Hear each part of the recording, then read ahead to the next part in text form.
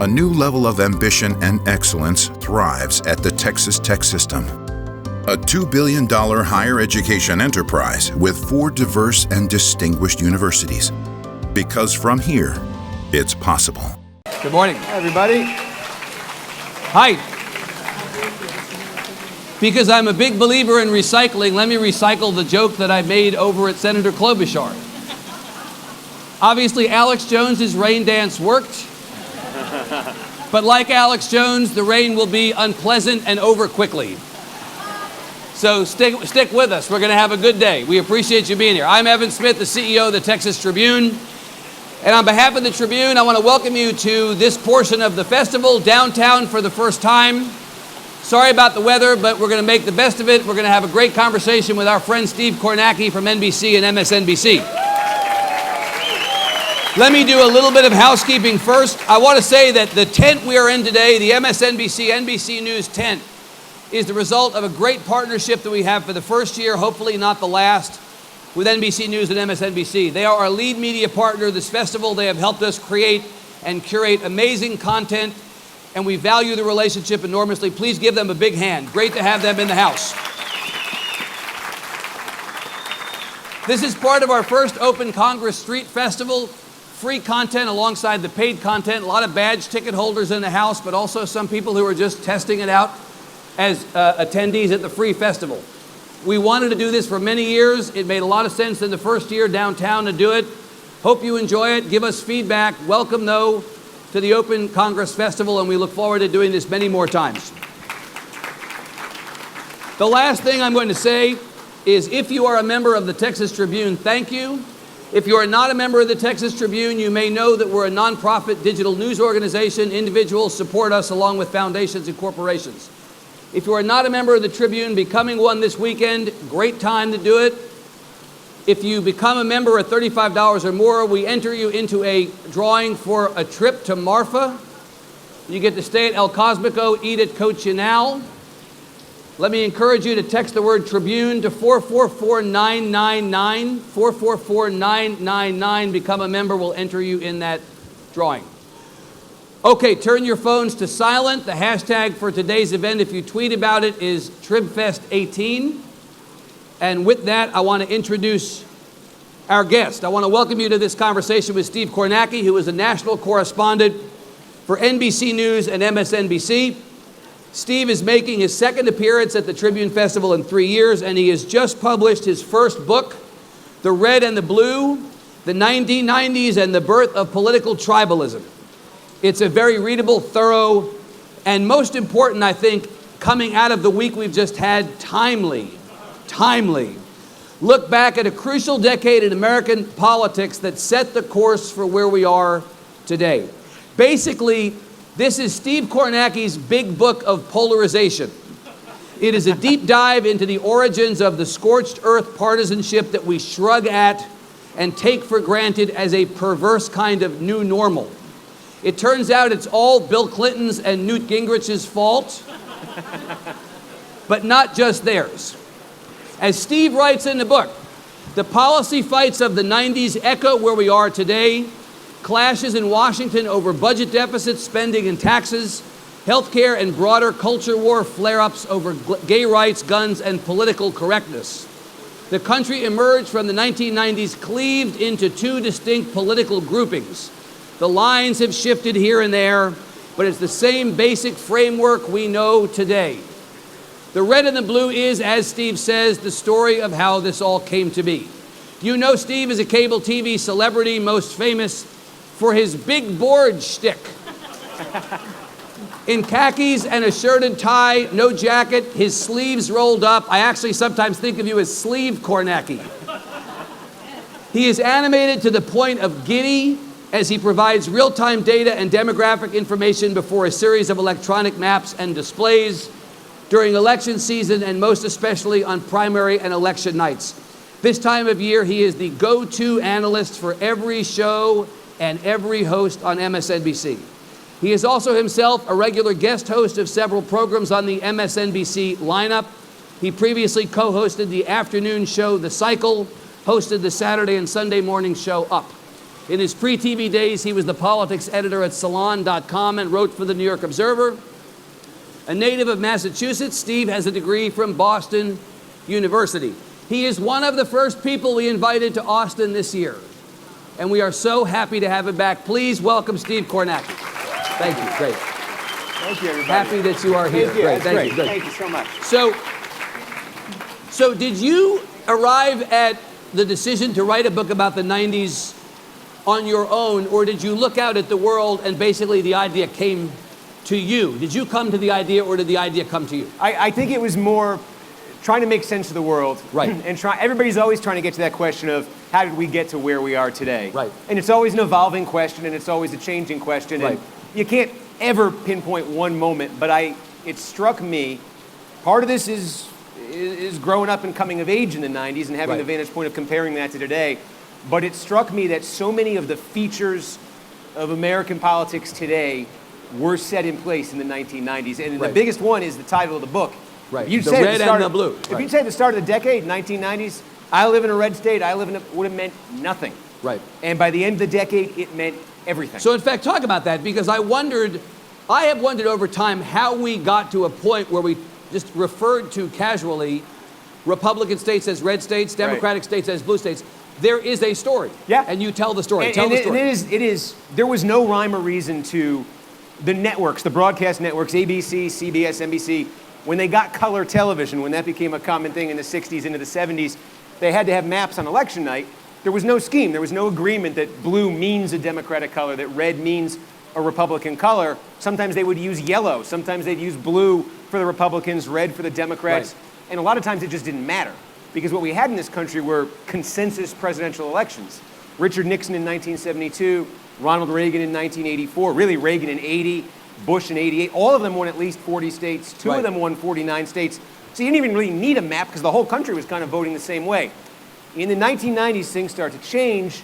Bill Clinton does sort of the impossible for Democrats. He gets them back to the White House. You always remember Bill Clinton, he's sort of the image of 92 is that he runs to the middle. It's a little more complicated than that, but Bill Clinton gets the White House back for Democrats.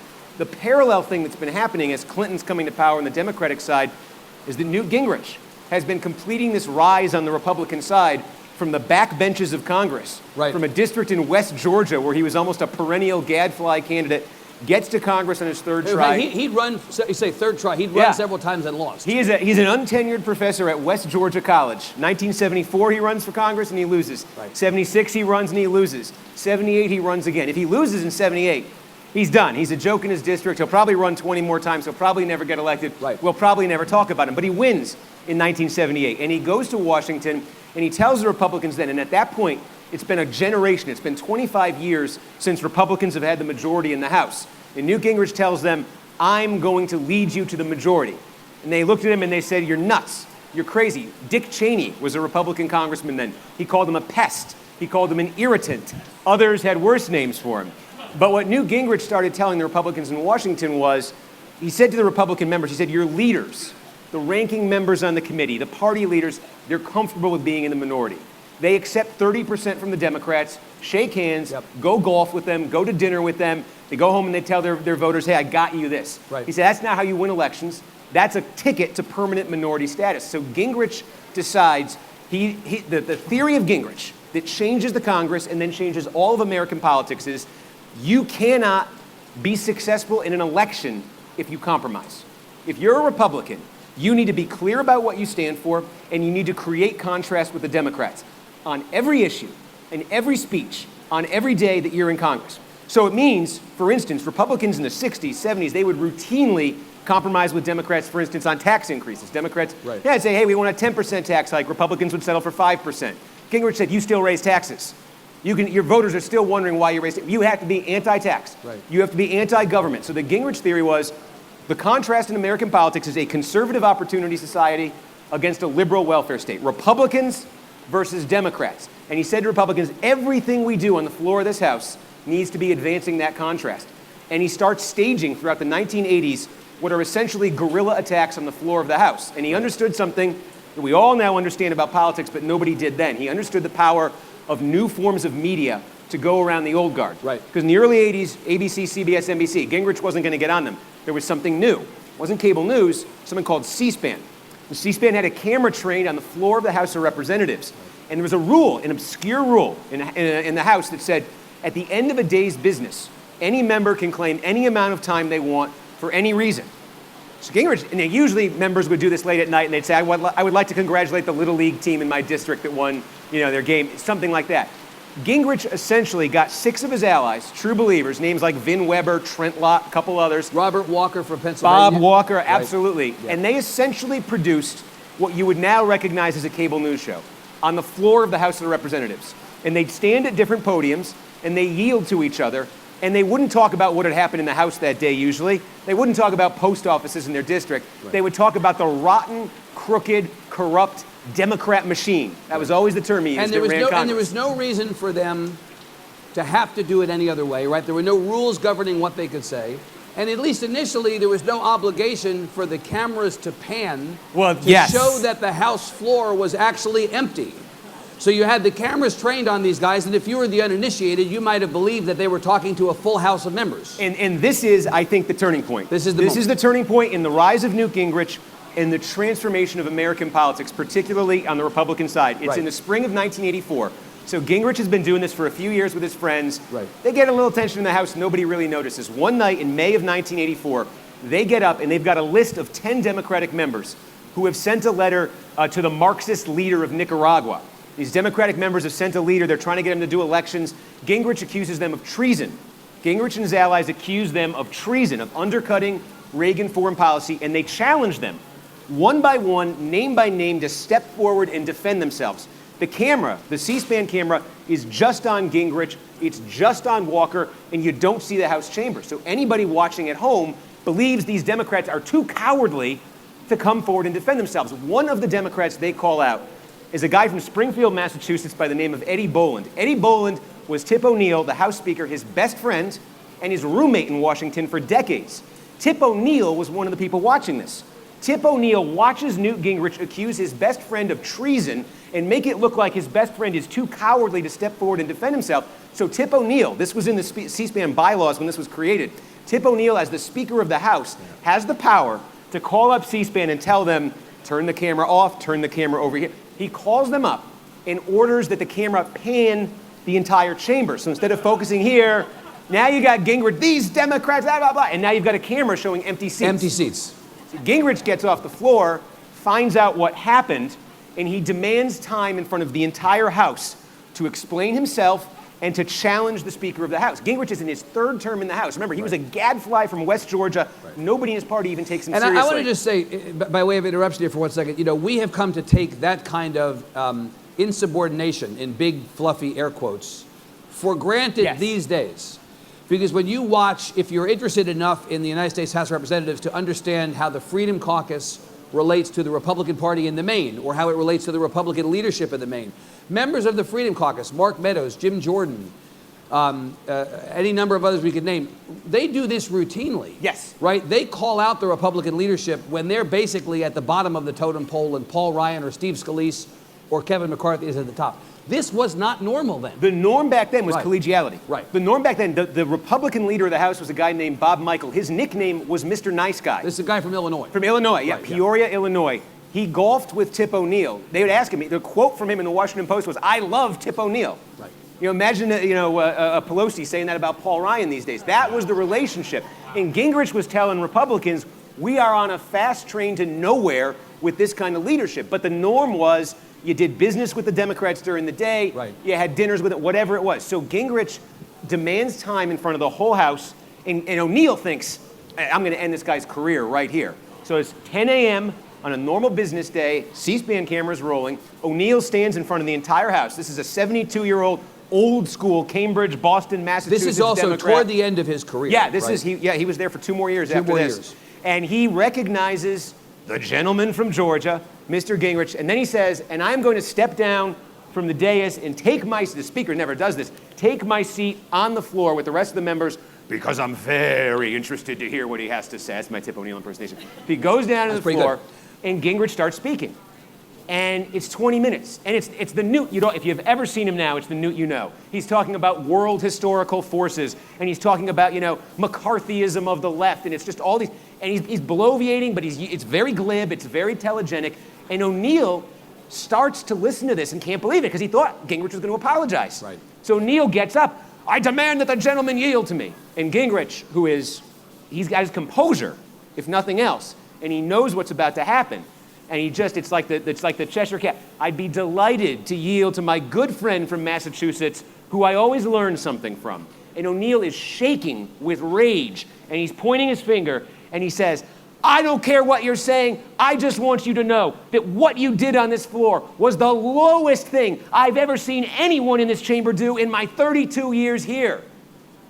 Now, again, that rhetoric today in politics is common. We call that Tuesday, right? That's normal. Unheard of. Right. It was also a violation of House rules. So Trent Lott, who's a Republican member of the House, is standing behind Gingrich off on the floor and recognizes immediately. And he rises on the Republican side, and he moves that the Speaker's words be taken down. In other words, the Speaker's words be removed from the record, the Speaker be ordered to sit down. The Democratic Speaker of the House, the face of the permanent Democratic Congress, the best friend of the Republican leader. So the parliamentarian who is in the employ, essentially, of the Democrats, they have to huddle for 15 minutes because they got a dilemma. Trent Lott is right. O'Neill broke the rules. He attacked a fellow member on the floor directly. Can't do it. You got to rule against him. But how can you rule against Tip O'Neill and for Newt Gingrich? Right. So this 15-minute period, it's amazing because you watch these people. The House is just at a standstill. It's full. These Republicans, one by one, start coming up to Gingrich. He's at the podium over here. Republicans who wouldn't give him the time of day for his first 6 years are coming up and shaking his hand.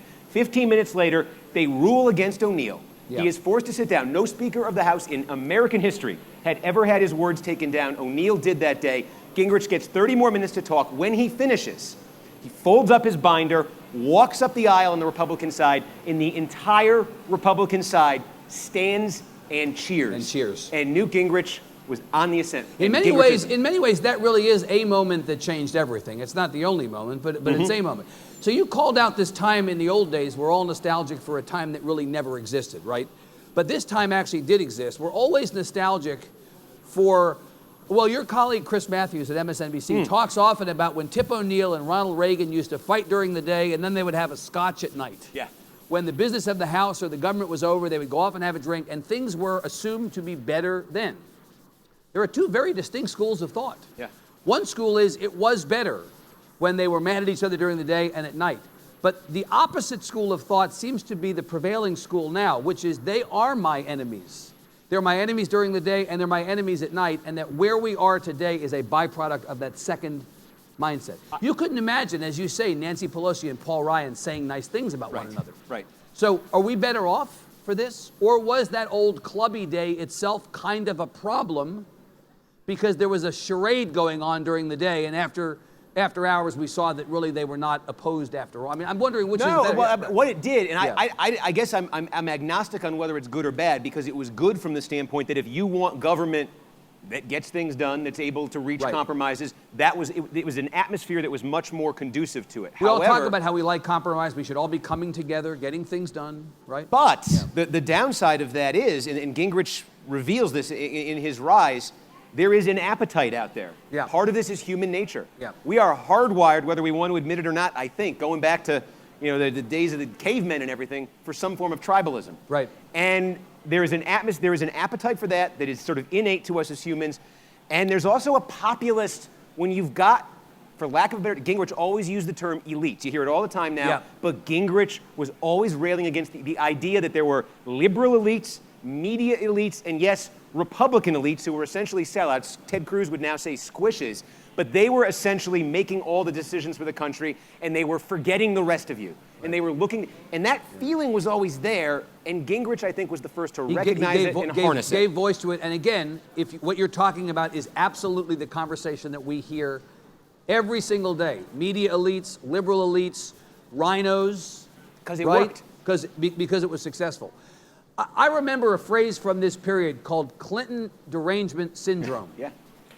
There had also been, in fairness, a Bush derangement syndrome. Every time you talk to Republicans in Texas about Clinton derangement syndrome, they're very quick to point out, well, there was a Bush derangement syndrome. And then there was an Obama derangement syndrome. Polarization in this period did seem, in the eyes of some, to border on derangement. I mean, you didn't just dislike, disagree with, you rabidly hated. Remember that during the Clinton presidency, you had the death of Vince Foster. And there were people who in previous administrations or at previous times might have seemed like normal, upstanding citizens who were literally passing along what were some of the earliest Clinton conspiracy theories as fact. Again, conspiracy theories then, conspiracy theories now. That does seem to be the predicate for very much where we are. We're kind of all, in some respects, still deranged, right? Well, but it's also, again, I think the tendency toward what you're describing just goes way back, and somebody more qualified in human nature could explain it. But what changed, started in the 80s, as I'm telling you there, but really in the 90s was Gingrich is on the ascent after 1984, after that moment I just described, and it syncs up with, so he's going after this populist nerve on the right, this anti-elite populist nerve. At the same time, the media landscape of the country is starting to evolve, and a couple critical things happen.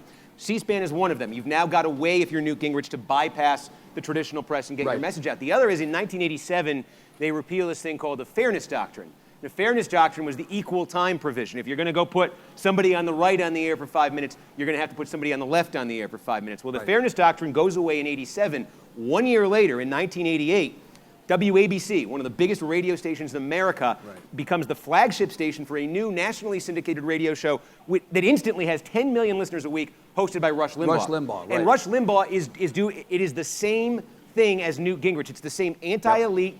Republicans are selling you out.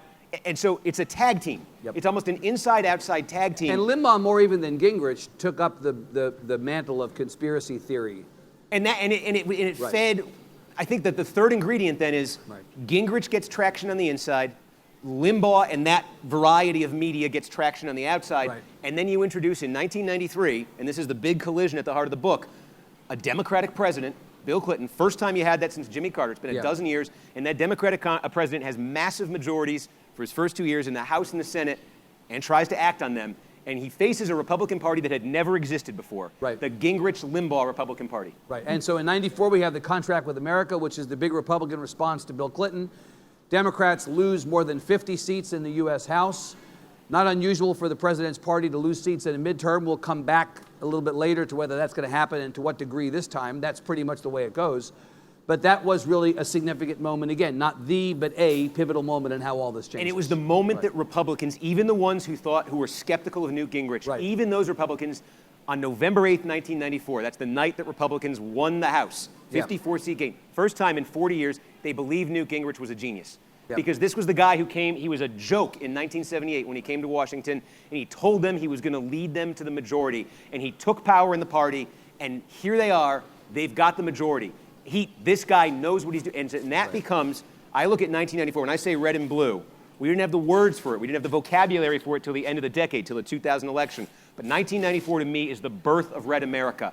It's when that form of conservatism reaches it's the grandest night because the future seems limitless. They've got the House, they've got the Senate, they've got control of their own party, and now there's just this minor nuisance of Bill Clinton who they're going to take out in 96, and there's going to be, and Gingrich was talking, 40 years. It's like Karl Rove a decade later, 40 years of Republican rule. And then what happened? Theory was a permanent Republican majority. That's right. And because they believed Newt Gingrich was a genius, they followed him the next year when he was Speaker of the House in 1995 and Bill Clinton was still president. And Newt Gingrich chose as the way to finish off Bill Clinton a grand showdown on the size of government and the size of deficits in the country, and it was over Medicare. And Gingrich his reading of politics was the country hates deficits and obviously hates government because they voted for us. And Bill Clinton calls his bluff. This is the government shutdown of 1995. It's a major event, and the country, to the surprise of Gingrich and the Republicans, sides with Bill Clinton. Because it turns out our attitudes towards government, conceptually, we hate government.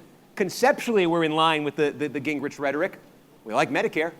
Remember that line from the Tea Party, keep your government hands off my Medicare? Right. Something like that. We start to see it. And 96 is the reaction. So 94 is the reaction, is the big one for Republicans. 2 years later is how the country reacted to this new Republican Party that it hadn't seen before. Bill Clinton gets reelected, and these divisions in the map that we're still living with today, a Northeast that is just deep, deep Democratic, Pacific Coast, a little bit around Chicago, deep red South. You start to see it in 96. We get a name for it in 2000. And that's it. You know, I saw you on NBC the other day with a big map, of course, or a big display, and you were talking about midterm elections since World War II. There have only been two, in which the president's party has actually won seats. One of those, amazingly, after the Democrats get creamed in 94, as a result of what you're talking about, they lose 54 seats.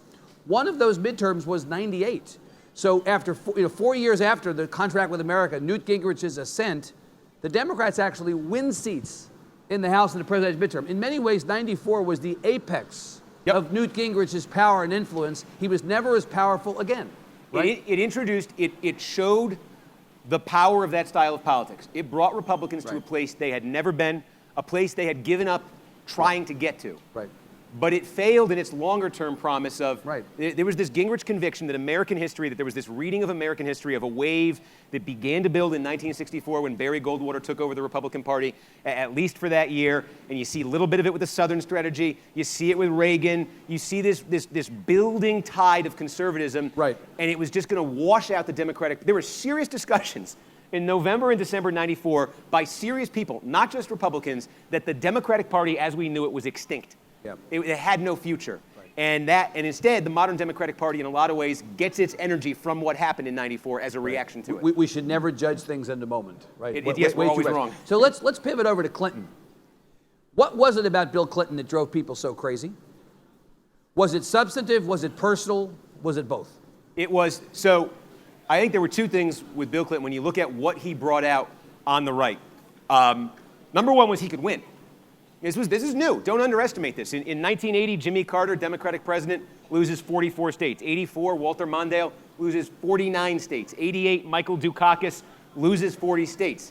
I mean, Democrats weren't just losing presidential elections. They were losing them on a scale huge we can't even think of today. Right. So the idea that a Democrat could come along and be electable, that was a very, very frustrating experience for Republicans. And they also felt, Bill Clinton, now I won't bore you with it here, but in the book we get into this, there's this version of Bill Clinton's victory in 92 that a lot of Republicans bought into after 92, that he only won because Ross Perot was in the race. There was this tendency to say because Democrats always got wiped out in the 80s, and because Clinton only had 43% of the vote, there was an independent who got 19% in 92. Therefore, he was a fluke. Therefore, he was weak. He was a pushover. He could be easily. So there was that. The second part of it was Bill Clinton, his entire career, was straddling this very, very delicate cultural fault line in this country, where Bill Clinton could win. They called them the Reagan Democrats in the old days. These were, blue. We talk today. What do we talk about? Blue-collar whites, especially in the Rust Belt states, who were Obama, Trump, right? Well, in the 80s, we called them Reagan Democrats because they'd been there for Humphrey and they'd been there for Kennedy. They'd been there for all those old-school Dems, but they weren't there in 1980 and 84 for the Democratic Party. And Bill Clinton had an appeal to them. There were some, he picked a fight with Jesse Jackson in 1992, and there were a lot of sort of racial, overtones. The Sister Souljah. Yeah, he went to Jesse Jackson's conference. We got it in there. I won't tell you about it. No. Sister Souljah's name is name-checked in this book. It's a fascinating moment there. Yeah. But he found ways to appeal to them. But at the same time, there were aspects of Bill Clinton and the world Bill Clinton sort of surrounded himself with, most notably his wife. Most notably the fact that he had a wife who early on in his political career didn't take his last name. And in the 70s, in the South, this was a big deal. And in fact, when Bill Clinton lost Bill Clinton was elected governor of Arkansas in 78. He was promptly defeated in 1980. Right. Hillary Rodham was his wife's name from 78 to 80. In 1981, she gave an interview, and she said, you know what? From now on, it's Hillary Clinton. And that was a bow to the cultural sort of sensibility of Arkansas, certainly in that period. And that was always the challenge for Bill Clinton. One thing was he had a feminist wife. He had a career wife. And he was surrounded with, elements of this sort of liberalizing American culture that created a backlash. And so he was always, are we going to get Bubba, who can appeal to the Reagan Democrats, or are we going to get the Bill Clinton who's married to Hillary Rodham Clinton, who talks about putting her in the cabinet, who ends up as president, putting her in charge of health care? Which Bill Clinton are we going to get? Are we going to get the Bill Clinton who in 92 wins over the Reagan Democrats by saying, I'm going to focus on the economy like a laser beam? That appealed to them. Or the Bill Clinton who gets trapped essentially in his first week as president into a fight, and this is 25 years ago, into a fight over gays in the military. And it ended up being pretty much a losing fight for him at the time. And it sent culturally, where the country was in the 1990s, it sent messages to people that this guy is one of those, Newt Gingrich called him a counterculture McGovernick.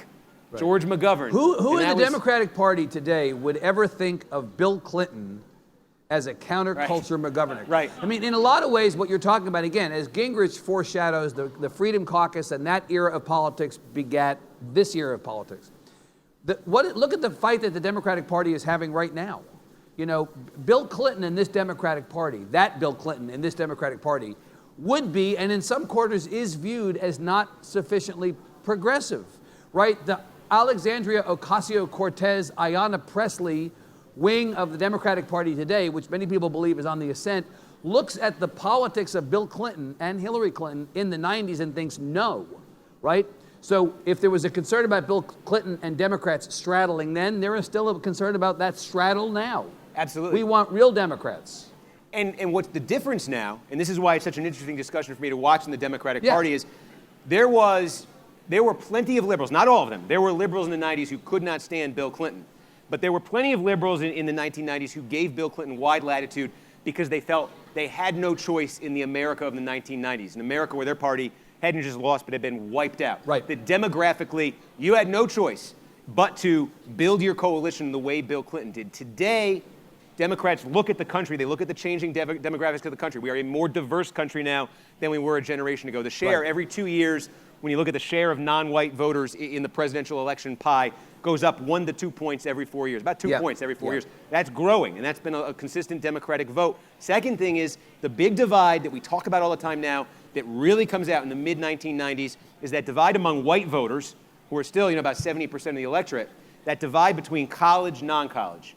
And it's I don't say that in terms of one is smart, one's not. I'm not trying to say that, but there was then and there is now an increasing almost social class divide. Well, the non-college educated whites, Steve, am I correct, were very heavily responsible for electing Donald Trump in the last election. And one of the things you hear about this midterm election, at least, is that college educated whites, and particularly college educated women, are assumed to be this massive coalition on behalf of the Democrats taking back the House, at least, right? Yeah, and that's the change. The divide is playing out right before our eyes. Simply put, the number of college-educated white voters since the 1990s has increased. It's grown. Yeah. And the number of non-college whites has decreased. And add into that a diversifying electorate, and there are Democrats who look up now and they say, you know what? We don't need that Clinton model at all. And that's the debate. Does Trump show you, you need some version of it because you still need one of those, Pennsylvania, Wisconsin, Michigan, you need a couple of those to win. You're still not at a point if you're a Democrat where you can just be concentrated in the metro areas, but that has been the trend. And it's a more powerful concentration than it was before. And you allude to a point that's going to lead me to talk about politics now, if you don't mind. I want you to help us understand what's to come in the next 38 days. But, beginning in 1992, the Democrats consistently won 242 electoral votes worth of states. So many people heading into the last presidential election, and I count myself absolutely as one of them, thought that the Democratic lock on the Electoral College guaranteed that Hillary Clinton was going to win this election. There were all these states.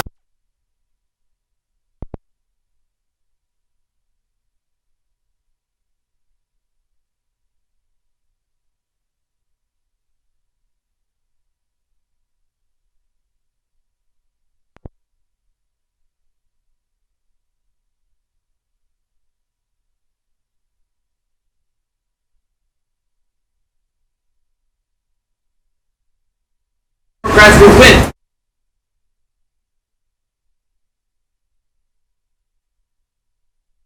The last time was that did not happen. And so we are seeing now this assumption that we've had.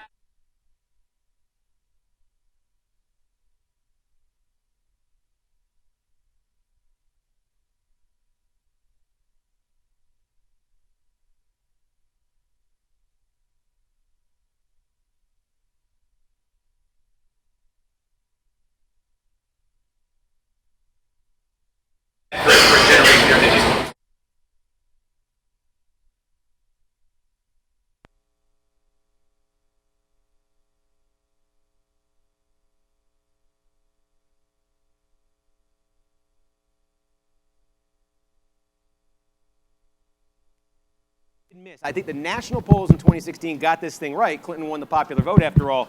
But what the polls missed was there was a surge. There's a zone of the country that starts somewhere in North Dakota that extends as far south as Missouri, that goes up through Appalachia, through West Virginia, Pennsylvania, western New York, northern Vermont, northern New Hampshire, and into western Maine. And in that entire zone, you saw surge turnout among non-college white voters, right. And that turnout benefited Donald Trump. And you saw turnarounds there, places Obama won by 10 points, Trump's winning by 20 points. So that was the heart of it. Right.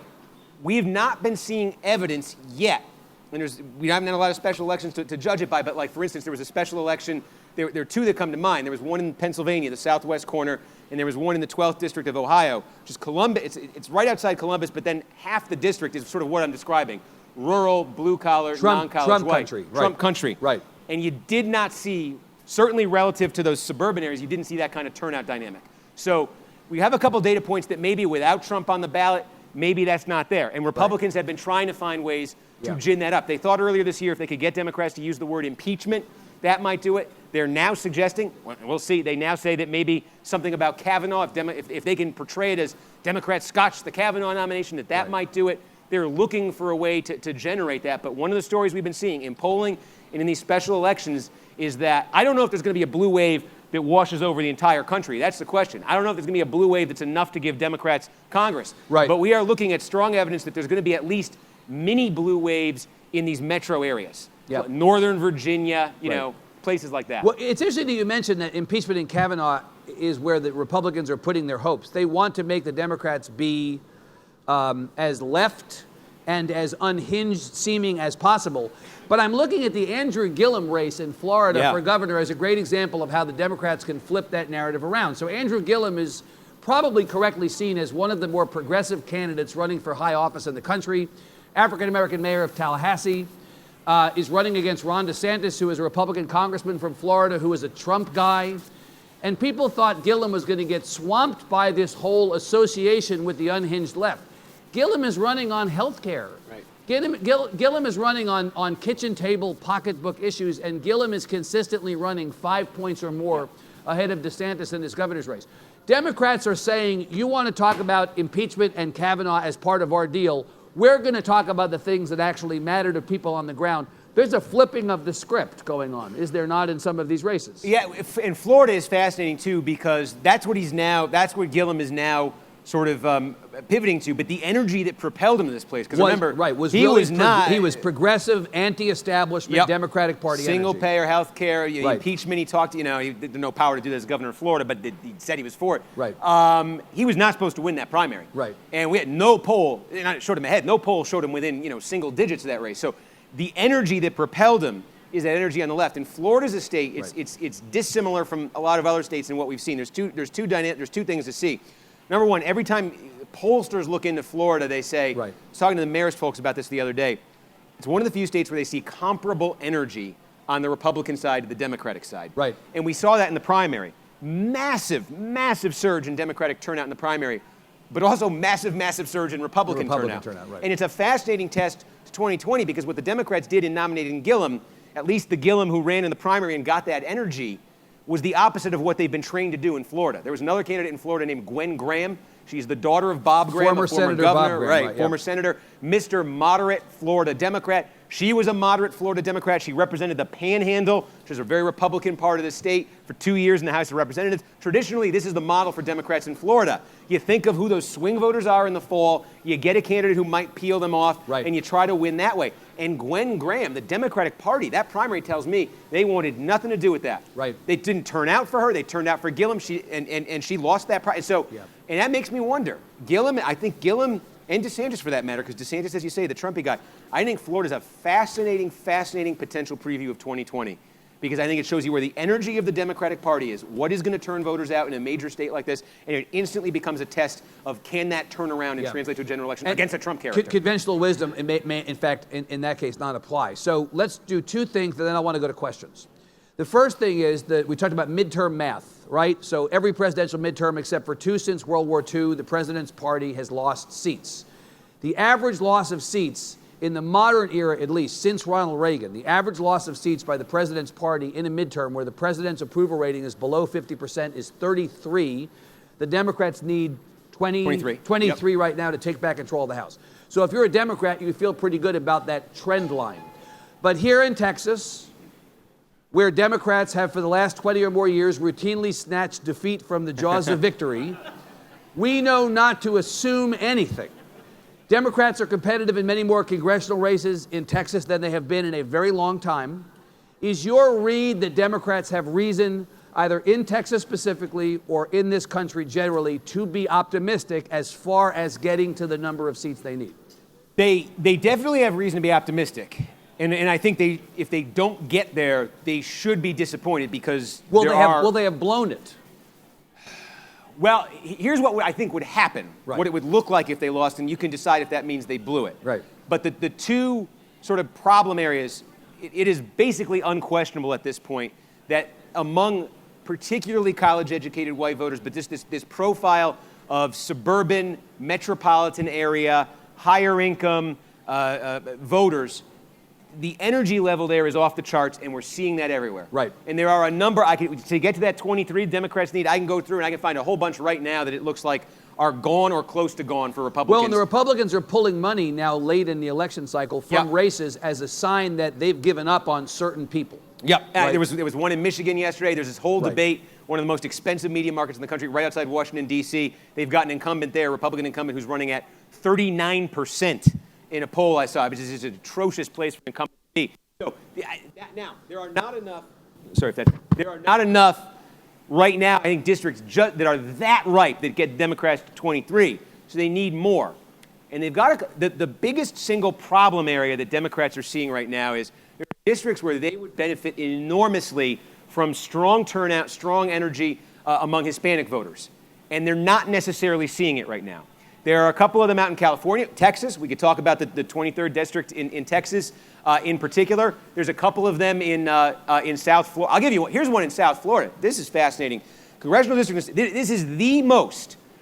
This is the 27th district of Florida. This is the most pro-Clinton Republican-held seat in America. This is Ileana Ros-Lehtinen, right. Retiring member of the Republican House. Republican member of Congress, been there for a long time. She watched her district in 2016. She got reelected, but she watched her district vote for Hillary Clinton over Trump by 20 points. And she said, you know what? I don't want to run in a midterm in this district. Right. She retired, and we've all said, all right, Democratic pickup, obviously. Gone, right. So the Democrats chose to nominate down there Donna Shalala in the book. Not because she's in the book. Everything goes back to the 90s. It's perfect. Former Health and Human Services Secretary for Bill Clinton. Down there, former president of the University of Miami. Right. It was a surprise to a lot of people. She's 77 years old. Who wants to be a freshman in the House at 77? Well, she surprised people. She ran. She got the Democratic nomination. This is a district with a very large Hispanic population. She does not speak Spanish, and she's running against a Republican candidate who's a former television anchor on Univision. So has a pretty large profile already in the district. Now, I am dying to see a public poll in this district because the chatter you're hearing from the parties about this race is that Shalala's in danger of losing this thing. She's going to lose. She's running what is said in Florida to be one of the crappiest and lowest energy congressional campaigns in the country among Democrats. And the idea that, that's a bad fit for the district, the Republicans may be a good fit for the district. Right. That's an example. Next door to that, Carlos Curbelo is a Republican incumbent. Again, it's not as pro-Clinton, but it's a Clinton district. It's close to it. It was double-digit, Clinton win there. Right. He's been leading in some of the polls I've seen. So there are, those are two. There's Texas. There's California. So let's talk about the 23rd for a second. You're talking about the race in which Will Hurd, the incumbent Republican, is running against Gina Ortiz-Jones, the Democrat. This, for a long time, was the only competitive congressional district truly in Texas. Right. It was said to be about a 50-50 or as close to one as possible. Now, there are other districts in this cycle, 7 in Houston, 32 in Dallas. I keep talking about 31 up here in Round Rock, which is a Republican plus 19 district, but is showing much closer. There's Lamar Smith in San Antonio. There are a handful of others that are expanding the map. 23 was one of 3 in Texas in which the Republican incumbent won, but Secretary Clinton won by a good margin. Right. And yet, all signs are that the Democrats may not win, or it's a very close race. Could conceivably lose that race comfortably. We just don't know, but it's not a slam dunk. And it's a case where if Hurd hangs on, the Republican in that district hangs on, it will be credited to more than most Republicans. He has separated himself from the president, particularly on the issue of immigration. And the border wall. Right. Particularly on the wall and immigration. He is opposed to the border wall. And it's that this is a candidate who has been able to overcome what would be a national tide that could sweep across his district by separating himself from that national tide. Concern about Republicans is, where else are you seeing that? You know, you're seeing it with Hurd. How many other districts are you seeing somebody separate themselves that clearly from it? I can't think of other great examples right now. There are many examples. Right. So the last thing I want to do is ask you about the question of communities of color not voting, particularly Hispanic voters not voting to the degree that they are a percentage of the eligible to vote population. This is, again, a great conversation to have in Texas. Because for years and years, Democrats have said when Hispanic voters turn out, roughly equivalent to the percentage of the population they represent, increasing year over year, there is an opportunity for Democrats to ride back pretty aggressively into power, assuming that Hispanics mostly vote Democratic. They won't all vote Democratic. So far, not so much.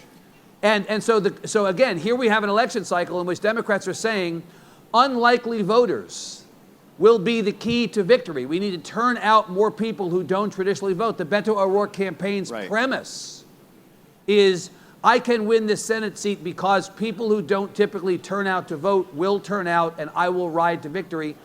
But I keep looking at the math going, where is the evidence that this is going to be any different than previous cycles? Can you talk to that? Right. No, it is the single biggest source of worry for Democrats right now. Yeah. In Texas, but nationally as well. It's Hispanic energy, it's Hispanic turnout. It is, I think there is, if it ends up being disappointing, you can still, on election day for Democrats, you can still piece together a map that gets them there. It just becomes more complicated for them. So there is still a way for it to get there. But I think there's two questions, because number one is the immediate question for Democrats of can they get that kind of energy and that kind of turnout this year and in the immediate future. Right. When you start putting what's interesting to me is what I'm starting to hear back from Republicans, from people on the right about this, when you put the bigger picture question to them. You remember after the 2012 election when Mitt Romney lost and there was a lot of consternation on the Republican side about that, they came up with that autopsy report. Right. Republican National Committee authorized an autopsy, and they talked about immigration, they talked about the need to, America was changing demographically, this party needs to expand its appeal to Hispanic voters. And then they nominated Donald Trump. Although, funny, I'm tempted to say, how did that work out for them? Turns out pretty well, actually. Yes, well, that's it. And so when you put the broader question, I'm not talking this November, when you say, I'm talking 10 years, 20 years, to Republicans say, the number of Hispanic voters only growing, you see the rate they're voting. They think that one of the future fault lines that's going to emerge, maybe, they're starting to talk this way, is gender. It's gender. It's going to be a male-female. We see the huge gender gap that's kind of expressed. This election, right. Right, and you'll start to see, they're starting to talk this way, that they see a way potentially where the Hispanic vote in particular, maybe also the African-American vote, the non-white vote generally, that you start to get a gender divide. We have a bigger gender gap right now, especially among white voters, than we have ever seen in this country before. Does that start to impact? Does that start to spill over? Are there forces that are out there, just as politics is evolving so rapidly, that starts to manifest itself there? Right. And what looks like a just looming, catastrophic demographic scenario, does that complicate the picture at all? Wow. So much more I want to ask you. Let's go to questions. I think the last session there were microphones in a place that was problematic, and so I believe the instructions are we're going to ask you to use your outside voice, and I will repeat the question, so let's go ahead and call. Sir. First off, I'm a big fan of your frantic enthusiasm on election night. It's amazing. Great. I'm curious what you see as the future of polling strategies for younger generations that have pervasive low response rates as it relates to national. After loving on Kornacki a bit for his energy, the questioner asked about polling strategies for young people. Obviously, young people are reachable by pollsters in a way different from the older generations, and how will polling strategies shift to account for younger voters who may not be accessible the same way that different voters have been in the past? Yeah, no, and this is one, I'm not well versed enough in the techniques they're using to give you a great answer on how they're doing it, but the one thing to put this problem that you're raising, which is a real one, into some perspective, I imagine there's some people here who are already doing this, but the New York Times right now is running these real-time polls of House races all across the country, and basically they take a district, it's a normal poll like you'd normally see the result of, except you get to watch it in real time. So on any given night, say at 6 o'clock, they're polling a district in Texas, and you see there's a map of the district on your screen, and lights start popping up on your screen throughout the district. Each one of those little lights is a phone call being placed. from their call center. Right. And then there's stats that are being kept underneath that. How many of those phone calls were actually picked up? How many times did they actually have a conversation? How many times did they actually complete an interview with the voter?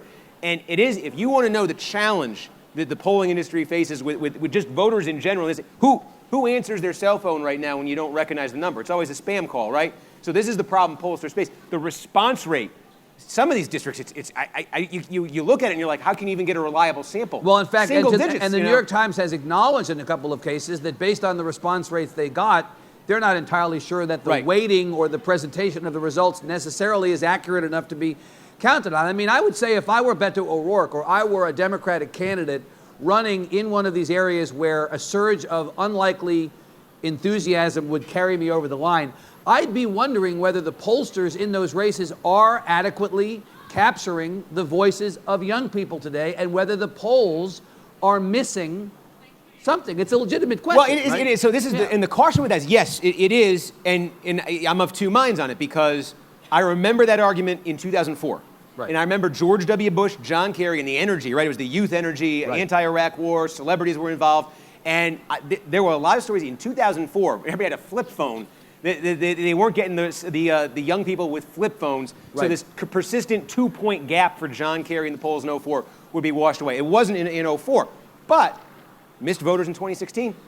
Right, you know, and the voters who were missed in 2016, whoever they were not young people with, spending all their time on Snapchat on their cell phones. Right. That was not who they were. Right, and one of the reasons for the missed voters in 2016, too, as I understand it, talking to one of the pollsters who was in those states, the Wisconsin, Pennsylvania, is that divide we're talking about among white voters, non-college versus college. Right. That chasm there where it's, Republicans now, Trump running up the score with non-college white, Democrats with college white, it becomes a factor which white voters you get in a way that it wasn't before. And so if you have what you think is the demographically representative number of white voters in your pool, you may have too many college white relative to non-college, and that might be a thing too. I want to believe that we know who's going to vote in every election, and the answer is maybe we don't. Sampling is hard. That's how this goes. Another question. I want to be sure to just take from the edges and not be unreasonable to the people on the sides. I'll come to you next. Sir. Omero, how are you? Thank you. Just as a follow-up, out of all the polls that you all use, notwithstanding the trends, Yeah. which one do you think is the most reliable as an indicator of the future? And I'm not trying to put you on the spot. Right. Yeah. No, look, this is a room full of people who care about politics. This would be a nerdy question anyplace else, but here it's like perfect. Which pollster is most reliable was the question. This is great. I love this. We're talking at this granular level of polling. As an employee of NBC who cashes paychecks from NBC. All right. Let me vouch for two things. The Don't say NBC Marist. Wall Don't Street say Journal. Marist. Well, NBC Marist, we have to because they're our partner. Yeah, so okay. But I'll give you one other, just stipulating that I'm on the air with our numbers all the time, and I wouldn't be on the air with them the way I am if I didn't think we have great polls at NBC. Yeah. There's one other that jumps out to me, and that's Monmouth. And Monmouth is a pollster at Monmouth University down in New Jersey. Yeah. And the guy who does that, and he's doing, Patrick Murray is the guy who runs the Monmouth poll. He is doing house races around the country. This is a new thing. Pollsters, major pollsters going in and doing a house race in California and Iowa, whatever. And Patrick Murray's been doing them this year. Yep. I pay attention to whatever he has to say. He is somebody, 15 years ago when I started out covering politics in New Jersey, he was just starting out with putting the polling institute together at Monmouth. There were state legislative races in New Jersey in the fall of 2003, and there was a total conventional wisdom that the Republicans were going to win seats in these state legislative races. I called him, Patrick Murray, who I didn't know. It was the first conversation I ever had with him 2 days before the election in 2003 in New Jersey. He was the only person in New Jersey to tell me that the conventional wisdom was completely wrong and to take me through the numbers about why it was wrong. And on Election Day, Republicans lost seats. He was right. I filed that away. That's a guy who knows what he's doing. Monmouth poll. Okay, sir.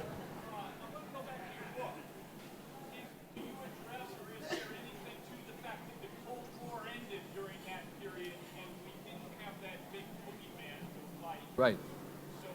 Right.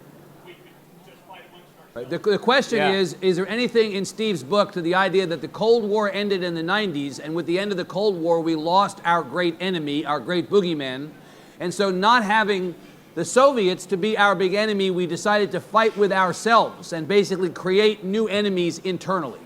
It's amazing because think about the timeline of what you're talking about here, where the Berlin Wall goes down, You know, in 1989, the Soviet Union crumbles apart in the summer of 1991. Also, in between those two events, the United States was at war. We had 500,000 troops over in Saudi Arabia, went to war with Iraq in January 1991. There were predictions that this was going to be, you know, Vietnam in the desert. Instead, the ground war lasted like 100 hours. The President of the United States approval rating after that war, after the Berlin Wall fell, just before the Soviet Empire collapsed, George H.W. Bush's approval rating was 91%. And this is one of the reasons Bill Clinton is president, is because there was no Democrat with a big name in politics. He just lost 3 straight elections, and I'm going to run against this guy in 92. Right. Saturday Night Live did a sketch in the fall of 1991. Al Franken, I believe, is one of the people who wrote it. He was on the staff back then. And remember, they always do debates. You know, they fake debates. So their fake Democratic presidential debate in 1991, it was not the candidates who were running because nobody knew who they were. Paul Tsongas, Tom Harkin. They took the big names. They took Mario Cuomo and Bill Bradley and Dick Gephardt, all the people who weren't running. And the debate was called Campaign 92, the race not to be the guy who gets crushed by Bush. And each candidate took turns explaining why they'd be a terrible choice and their party should stay away from them. But it's amazing. Within 18 months of all those events, it had washed away, and George H.W. Bush got the lowest share of the vote for an incumbent president since William Howard Taft in 1912. All of those seismic world historic events got him 38% in the 92 election. Think about how infrequent it is in our modern history for a president to be defeated after one term. Who is the last president to be, I mean, I literally do not know, I'm asking. The last president to be defeated after one term before George H.W. Bush. You have to go back. Carter. But then before that, you got, and then before that, you go back years and years and years. I mean, the thing is, it is not the norm. It is absolutely abnormal. And you're right, the reversal of fortune in that race, remarkable. We didn't talk about it, but I will say that the retelling of the story of the 92 presidential race was one of my favorite things in this entire book. I forgot how annoying Mario Cuomo was. Hamlet on the Hudson. Oh, my God. It was almost painful to read that. Yes. Oh, hey, Representative Danberg, what's up?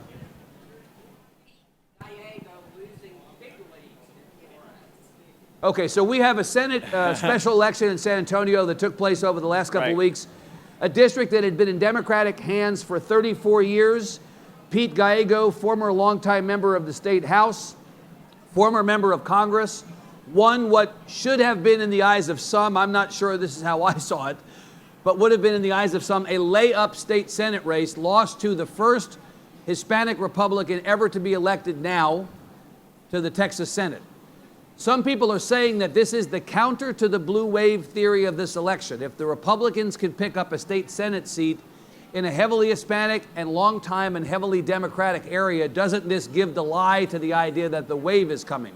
Again, I take issue with the premise, but it is being trumpeted by the NRCC. It's being trumpeted by Newt Gingrich. Hey, if you find good news, take it, right? That this is somehow a reverse bellwether. What do you think about that? Yeah, well, I mean, so just the disclaimer is with every state legislative, special election, because we've had, more than 100 of them since 2017, there's just always the danger is on the side of overreading it. The two things. Number one, though, if there is a chance that it has a broader national implication, and I am not as well versed on the local details of it, but when I read about it and when I started to look into it, the dynamic that impressed me was that race in Florida I was talking about a minute ago with Donna Shalala running in this district. It's a heavily Hispanic district, but Cuban Hispanic at that point. Do you have a particularly appealing Republican candidate who can win over voters who you might normally assume going Democratic? So is it a cautionary note for that? More broadly, if you just look at the weight of special elections, state legislative special elections around the country, a lot of them individually, you could look at them and throw them out completely from saying they have anything to do with national politics. They're not normal turnout days, right? Well, so what it speaks to is they're not normal. It speaks to the one thing I take away is there's pretty consistently an energy on the Democratic side to vote in more elections now. Now, is that matched on Election Day? Do Republicans not show up for these random state legislative special elections but still show up for the midterms in 2018 and it's all a wash? Or does that speak to some kind of energy, enthusiasm edge that could help Democrats? What I took away from this is you just compared Pete Gallego to Donna Shalala. Man, that was the unkindest cut. Let's take one more, maybe two more, but one more. Gentleman in the back there. Sir. Yeah, yes, you, sir. I would say the person in the Beto shirt, but that doesn't exactly narrow it down. I'm sorry. Go ahead. In your discussion of the Yeah. Doesn't that place a lot more emphasis on ground game? Right. And people contact, even Right. if you maybe have media to get messaging out. Yes. Getting bad intelligence back in. Yeah. The long and short of the question is, how important is ground game going to be, turning people out, working voter turnout as the ultimate determinant of the outcome of the elections? Our last question. It's interesting because my theory on this I'm not as sold on what we normally talk about as the ground game as being the critical factor, as much as one of my lessons from 16 is it can be organic. Because I think that's what it was with Donald Trump. When we talk about the surge turnout in that band of the country I was describing, it was how lopsided it was, those voters breaking to Trump, but it was also the numbers they turned out in. The Trump campaign, you might have noticed, was chaotic in 2016. Right. It was an Hardly unorganized well-organized, right, mess. yeah. And there were some stories after the campaign that, they've been brilliant with targeting this. That was an organic phenomenon that happened there in 20. People were responding to, Right. It was him. I mean, you can have whatever theory you want about what exactly people were responding to, but I don't think it was a Trump volunteer knocking on their door. And one of the most striking things, purely anecdotal, but going around the country in the fall of 2016, and I think other people have commented on this too, one of the most striking things was you wouldn't just see Trump signs, you would see homemade Trump signs. People would paint it on their barn. People would make their own sign. Yeah. That's not somebody who was contacted by a campaign. Right. That's not somebody who had a volunteer come to their door. That's somebody who watched the news or who watched the debate or who was online, whatever it was that motivated them, but that motivated them and that got them to turn out. And I think I think 2016 with Trump at least revealed the power of that kind of thing. Well, look, again, I could sit and talk. I literally could talk to Steve for hours and not have enough time. I want to say a couple things. First of all, thank you so much for making time to be here in what is the most extraordinary news week, especially. Thank you. The second thing I want to say is, please, everybody, buy Steve's book. There's an opportunity to buy and get a signed copy by Steve of his book right immediately following this deal over there. The third thing I want to do is ask you to look behind you and see that the sun is out. Here in Texas, weather is temporary, civic engagement is permanent. Thank you so much for being at the festival. We'll see you around.